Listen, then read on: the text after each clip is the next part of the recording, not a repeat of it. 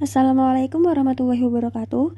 Di video ini, kami dari kelompok 5 akan membahas tentang suri teladan 4 imam mazhab fikih. Sebelum itu, izinkan kami memperkenalkan diri. Yang pertama, Afifatul Jannah, absen 3. Yang kedua, Almira Citra Rahmakaila, absen 6. Yang ketiga, Mayada Safinatun Naja, absen 17. Dan yang terakhir, Nur Aulia Nabila Zura, absen 25. Pada bab ini terdapat 4 pembahasan. Yang pertama, Imam Abu Hanifah. Yang kedua, Imam Malik bin Anas al-Asbahi. Yang ketiga, Muhammad bin Idris asy-Syafi'i. Dan yang terakhir, Imam Ahmad. Memasuki pembahasan yang pertama, yaitu Imam Abu Hanifah. Nama asli beliau yaitu Nu'man bin Sabit. Beliau lahir di kota Kufah tahun 80 Hijriah atau 699 Masehi dan wafat di Baghdad tahun 150 Hijriah atau 767 Masehi. Beliau tumbuh di tengah keluarga terpandang dan soleh. Ayahnya bernama Sabit adalah pedagang sutrakaya. Sejak kecil, beliau telah menghafal Al-Quran dan belajar selama 18 tahun kepada guru agungnya bernama Hamad bin Abu Sulaiman. Imam Abu Hanifah dikenal sebagai ulama mandiri, berpenampilan rapi dan wangi, serta sangat menghormati otoritas ilmu pengetahuan tanpa sikap fanatik. Selanjutnya, imam yang kedua yakni Imam Malik bin Anas al-Asbahi. Imam Malik lahir di Madinah pada tahun 93 Hijriah atau 714 Masehi dan wafat di kota yang sama pada tahun 179 Hijriah atau 800 Masehi.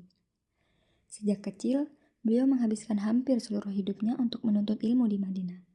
Beliau belajar kepada para tabi'in besar seperti Rabi'ah bin Abdurrahman dan Ibnu Hurmuz. Bahkan, beliau belajar kepada Ibnu Hurmuz selama kurang lebih 13 tahun. Salah satu karya terbesar Imam Malik adalah Kitab Al-Muwatta'. Kitab ini disusun selama sekitar 40 tahun dan menjadi salah satu kitab hadis pertama yang disusun secara sistematis. Sebelum dipublikasikan, kitab ini juga telah diperiksa dan disetujui oleh sekitar 70 ulama fikih terkemuka di Madinah, sehingga menjadi rujukan penting dalam ilmu hadis dan fikih. Keteladanan Imam Malik bin Anas al-Asbahi.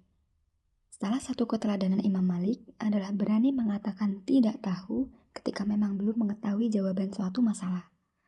Dikisahkan, ada seorang pengembara yang datang dari tempat yang jauh hanya untuk bertanya kepada Imam Malik mengenai suatu persoalan agama. Namun, setelah mendengarkan pertanyaannya, Imam Malik dengan jujur menjawab bahwa beliau tidak mengetahui jawabannya. Beliau bahkan berkata kepada pengembara tersebut agar menyampaikan kepada masyarakat bahwa Imam Malik tidak mengetahui masalah itu. Dari kisah ini, kita dapat mengambil pelajaran bahwa seseorang tidak boleh malu mengakui jika belum mengetahui sesuatu. Kejujuran seperti ini justru menunjukkan kerendahan hati, menjaga kebenaran ilmu, dan mencegah penyampaian informasi yang tidak memiliki dasar yang kuat. Yang ketiga yaitu Muhammad bin Idris asy-Syafi'i. Beliau lahir di Gaza, Palestina pada tahun 150 Hijriah atau 767 Masehi dan wafat di Mesir pada tahun 204 Hijriah atau 809 Masehi. Beliau memiliki kecerdasan luar biasa, terbukti dengan kemampuannya yang dapat menghafal Al-Quran pada usia 7 tahun, serta menghafal kitab Al-Muwatta' hanya dalam waktu 9 malam. Dalam menuntut ilmu, beliau pernah berguru kepada Imam Malik di Madinah, serta melanglang buana atau berkeliling dunia ke berbagai wilayah, seperti Yaman, Irak, dan Mesir. Hasil pemikiran dan karya beliau kemudian dikelompokkan menjadi dua, yaitu Qaul Qadim atau ijtihad lama saat beliau berada di Baghdad, dan Qaul Jadid atau ijtihad baru saat menetap di Mesir yang disesuaikan akibat perubahan adat sosial setempat. Selanjutnya yaitu keteladanan Imam Syafi'i. Yang pertama yaitu penengah dan juru damai.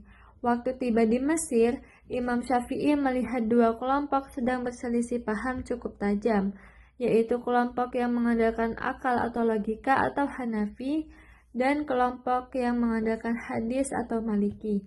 Beliau berhasil mendamaikan dan menyatukan mereka dengan memberikan pandangan ilmu agama yang pas di tengah-tengah, sehingga kedua kelompok bisa sama-sama menerima jalan tengah tersebut. Yang kedua yaitu rendah hati pada murid dan teman. Meskipun ilmunya sudah sangat luas dan tinggi, beliau tidak pernah sombong dan sangat menghormati kebaikan serta kesalahan Imam Ahmad bin Hambal. Rasa hormat itu sangat besar, sehingga beliau bahkan menyimpan air bekas cucian baju gamis pemberian Imam Ahmad untuk diusapkan ke wajahnya sebagai cara mencari keberkahan. Selanjutnya adalah Imam Ahmad. Ahmad bin Muhammad bin Hanbal lahir di Baghdad 1604 Hijriah atau 780 Masehi dan wafat di kota yang sama pada 241 Hijriah atau 855 Masehi. Tumbuh sebagai anak yatim di bawah asuhan ketat ibunya yang mendorong kecintaan pada ilmu. Beliau menguasai hafalan Al-Quran sejak belia dan mendalami hadis sejak usia 15 tahun. Menempuh perjalanan ilmiah yang sangat gigih dan miskin ke Kufah, Basrah, Hijaz, hingga ke Yaman, memiliki kitab himpunan legendaris Husnan Ahmad. Semangat dan kegigihan Imam Ahmad. Yang pertama, hingga ke liang lahat. Ketika ditanya, kapan akan berhenti mencari ilmu setelah sukses menjadi ulama, beliau menjawab, "Aku akan membawa dawat tinta ini hingga ke liang lahat." Komitmen belajar tiada henti. Yang kedua, ketulusan niat berilmu.